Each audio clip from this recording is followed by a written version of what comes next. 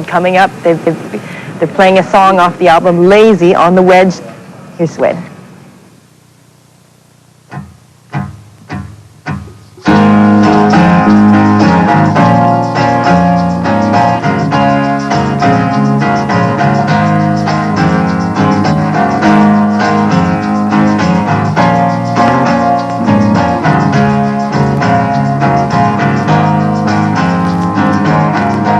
Here they come with their makeup on, as lovely as the clouds. Come and see that. Boys and girls and their moms and their words, and their romances and jobs and their sons. Barking mad kids, lonely dads, who's rugging up to give it some meaning. From the raves and the council estates, they're reminding us there's things to be done. But you and me, all we want to be is lazy. You and me are so lazy.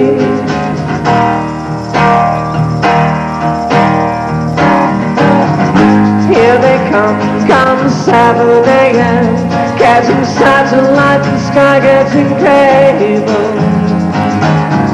Bills and bands and their moms and their friends who just really, really want to be loved.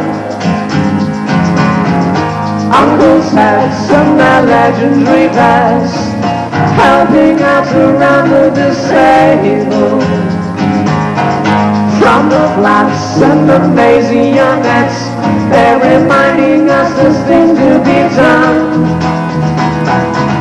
But you and me, all we want to be is lazy.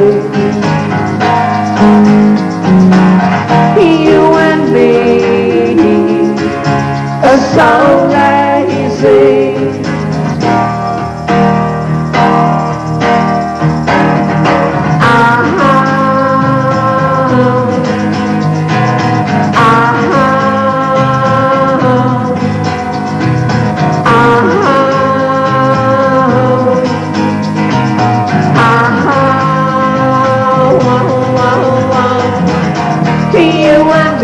All we want to be is lazy.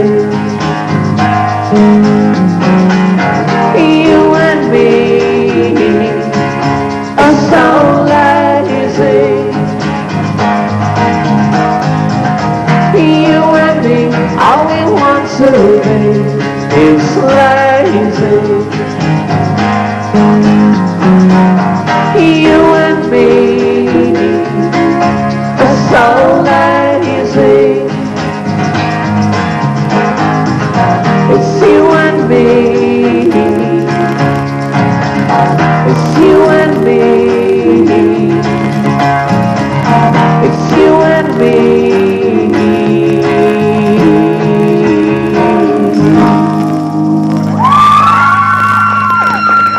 Stay tuned for an interview with Suede and their brand new video. But first off, let's take a look at the Wedge's top 5 videos of the week.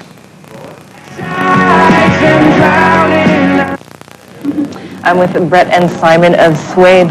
So you just did an acoustic version of the song Lazy.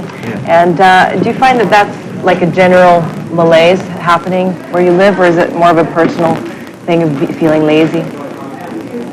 I don't know. I think generally there's all this sort of Generation X thing, isn't there? But the song is pretty much about just me and a friend of mine kind of sitting in my house at kind of 7 in the morning after having one too many shandies the night before, and kind of just watching the world go by, you know?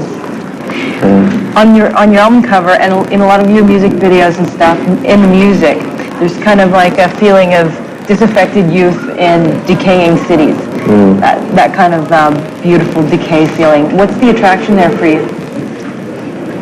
I don't know if there's an attraction. It's kind of like it's an observation really. It's kind of like where we live our lives in London and stuff. You know, how we see our friends kind of like just mistreated by the world, I suppose. Really, you know, we're kind of like we're in a band and that, so we're kind of like we're out of all that.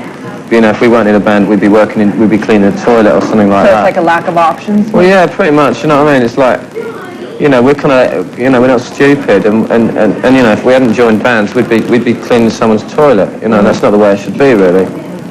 You know, there should be options open to you, and the last sort of like 18 years of Conservative government in Britain has kind of like closed lots of people's options, and a lot of it is a reaction to that, I think. Do you feel any different now that the Labour Party has been voted in? I do. I think the country's going to go into a new phase, and I think it's a really good thing to happen.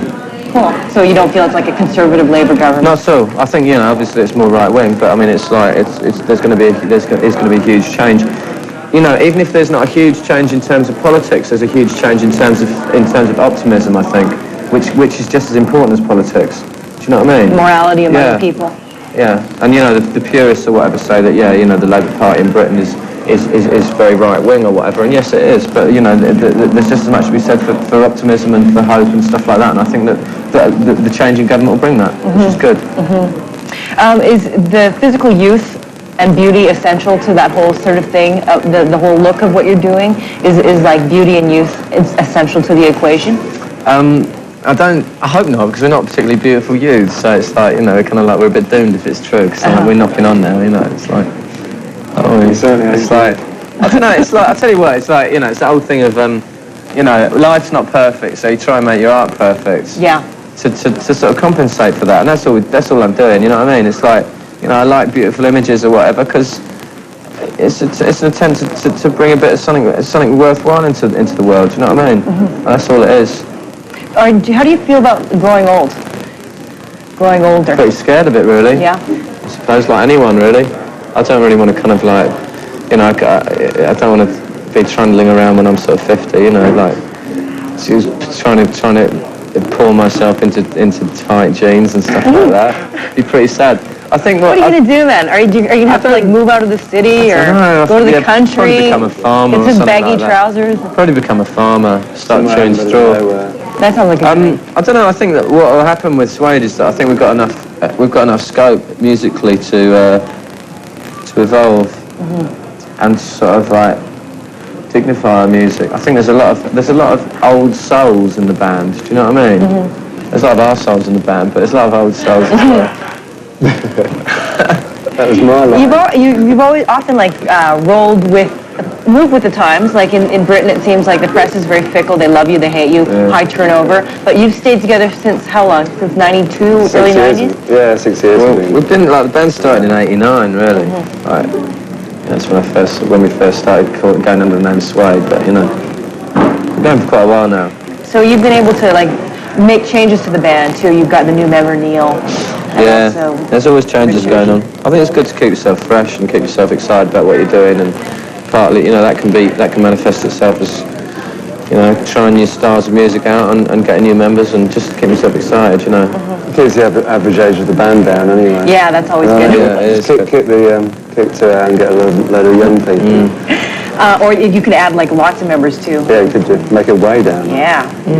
And with your lyrics, like you have a big lack of irony there. You're not trying to be clever or sort of an inside joker guy. It seems like a lot of the emotions are like right there, raw.